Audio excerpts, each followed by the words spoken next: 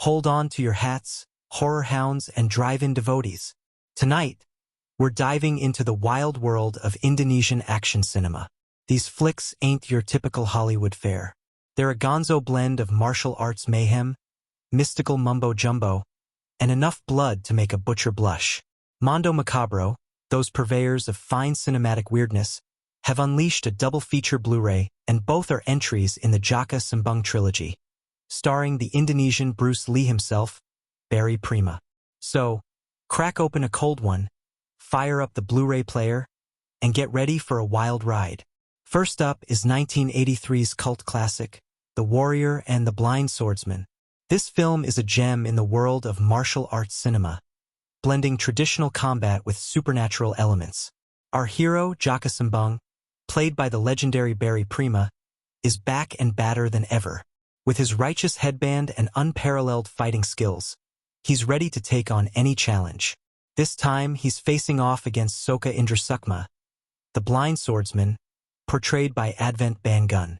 Ban Gun brings a menacing presence to the screen, making this duel one for the ages. This ain't just your run-of-the-mill martial arts flick. It's a high-octane, adrenaline-pumping ride from start to finish. Oh no, we got mystical powers, evil sorcerers, and enough crazy fight choreography to make your head spin. The film seamlessly blends traditional martial arts with fantastical elements, creating a unique viewing experience. And don't even get me started on the raw Rontek magic. This dark and mysterious power adds an extra layer of intrigue and danger to the story. It's like something out of a fever dream, with dudes shooting energy blasts and teleporting all over the place. The special effects, though dated, add a charmingly surreal quality to the action sequences. Plus, there's a harem subplot featuring some scarily strong women who drain the life force out of their male prisoners. These female characters are not just eye candy. They bring a formidable presence to the screen. You won't see that in your average karate flick. And the gore?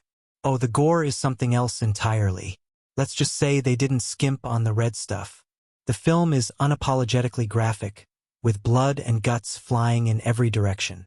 Heads roll, limbs fly, and it's all glorious. The over-the-top violence is part of the film's charm, making it a must-watch for fans of the genre. So, if you're in the mood for a martial arts film that pushes the boundaries and delivers non-stop action, The Warrior and the Blind Swordsman is the movie for you. It's a wild ride from start to finish, and one that you won't soon forget. The final showdown between Jaka and the Blind Swordsman is worth the price of admission alone. It's a 20-minute explosion of martial arts mastery and supernatural craziness. We're talking swords clashing, bodies flying, and enough energy blasts to power a small city. And just when you think it can't get any wilder, they break out the guns. Yes, you heard that right, guns. There's even a cannon involved, because why the hell not? It's the kind of over-the-top action that'll leave you breathless and wondering what the hell you just watched. Trust me, folks, this is one climax you won't soon forget. Now, on to 1985's The Warrior and the Ninja, a sequel that tries to capture the magic of its predecessor. This time, Jaka's up against Bajing Ireng Zermani, a masked ninja with some serious skills. The fight scenes are intense and well choreographed, showcasing the talents of both actors. This one's directed by H. Jut Jalalil, the madman behind the cult classic Mystics in Bali. Jalalil brings his unique vision to the film, blending traditional martial arts with supernatural elements. And while it's not quite as bats-hit insane as that film, it's still got its moments. The action sequences are thrilling, and the special effects, though dated, add a certain charm to the movie. The fight scenes are still top-notch, with Jaka and Bajing Ireng trading blows like there's no tomorrow. Each punch, kick, and flip is executed with precision, making for some truly memorable battles. But this time around, the pacing's a little off. There are moments where the film slows down considerably, and the tension that builds during the fight scenes dissipates during these lulls. There are long stretches where not much happens, and the story drags a bit. These slower scenes could have been tightened up to maintain the film's momentum. The mystical elements are still there, but they're not as prominent as in Mystics in Bali.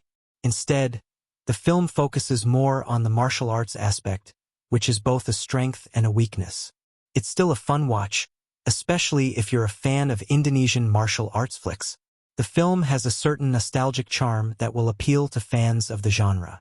But be warned, it's not quite as good as its predecessor. While it has its moments, it doesn't quite reach the same heights. Still, for fans of the original, it's worth a watch. In conclusion, The Warrior and the Ninja is a flawed but fun follow-up. It may not be perfect, but it offers enough action and nostalgia to keep fans entertained. If you can overlook its pacing issues, you'll find a lot to enjoy in this martial arts sequel. So, how do these two stack up against each other? Well, is definitely the more visually striking film. The colors are brighter, the costumes are more elaborate, and the special effects are more outlandish. It's also got a more engaging story, with a faster pace and more twists and turns. On the other hand, is a bit more grounded. The fights are still great, but they're not as over the top. And the story, while not bad, is a bit more predictable. But hey, if you're just in the mood for some bone-crunching action, either film will do the trick. Now, let's talk about the Blu-ray itself. When you first get your hands on the Blu-ray, the packaging is quite impressive. The cover art is vibrant and really catches the eye, giving you a sense of excitement about what's inside. The transfer quality is a bit of a mixed bag. On one hand, some scenes look absolutely stunning, with crisp details and vivid colors that make the action pop off the screen. However, not all scenes are created equal. When the transfer is at its best, it looks pretty darn good, with vibrant colors and sharp detail. These moments really showcase the potential of Blu-ray technology, making you feel like you're watching the film in a theater. Unfortunately, the quality is inconsistent and some scenes are a bit rough around the edges. You might notice some imperfections that can be distracting. The colors are faded, the image is sometimes blurry, and there's a lot of grain. These issues can pull you out of the experience, especially if you're a stickler for high-quality visuals. It's not unwatchable, but it's definitely not the pristine presentation I was hoping for. If you're used to the flawless quality of modern Blu-rays, you might find this one a bit lacking. On the audio front, both films offer English and Indonesian 2.0 mono tracks. This gives you some flexibility in how you want to experience the film. The Indonesian track is actually the better option for those who want a more authentic experience, as it's a bit clearer and more dynamic. The nuances in the original language can add a lot to the overall feel of the movie. But for those who prefer to watch without reading subtitles, I recommend sticking with the English dub. It's not perfect, but it gets the job done and allows you to focus more on the visuals. The Indonesian track is muffled and hard to hear at times.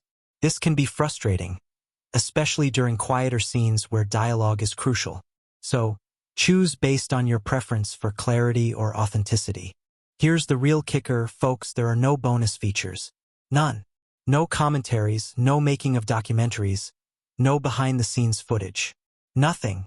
It's a real shame, because these films have such a fascinating history, and I would have loved to learn more about them. Come on, Mondo Macabro, you're usually better than this. So, is this double feature worth your hard-earned cash? If you're a fan of cult cinema, Indonesian action, or just plain old-fashioned craziness, then the answer is a resounding hell yes. These films are a blast to watch, even with their flaws. Just don't expect the most pristine Blu-ray transfer or a wealth of bonus features. But hey, who needs extras when you've got mystical martial arts mayhem like this?